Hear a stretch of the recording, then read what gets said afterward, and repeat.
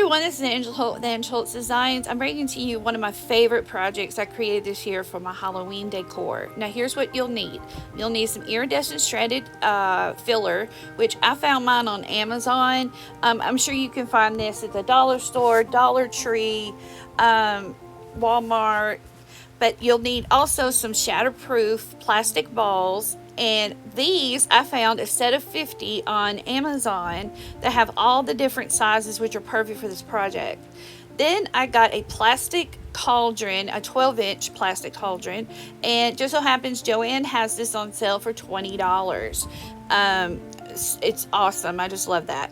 So what you're going to do is you're going to fill the balls with the iridescent paper. Then you're going to fill your cauldron with a filler fabric. In this case, I used plastic bags, and then I put a piece of black fabric. And then you're going to start to weave your lights in as you glue the balls to themselves and into the cauldron. The lights I chose I found on Amazon. You get a set of 2, and I like the USB. I don't like the battery operated ones because it eats batteries, and these have several functions. So as you see here, you just start gluing the balls down and you start weaving the lights in and out.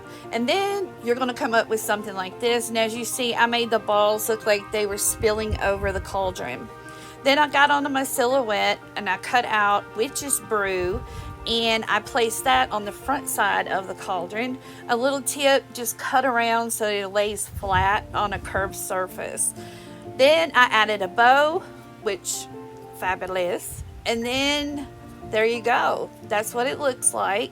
And the lights I told you have different functions, and as you can see, you can choose to have a solid light, or you can choose for it to go through the 4 or 5 different colors that it has.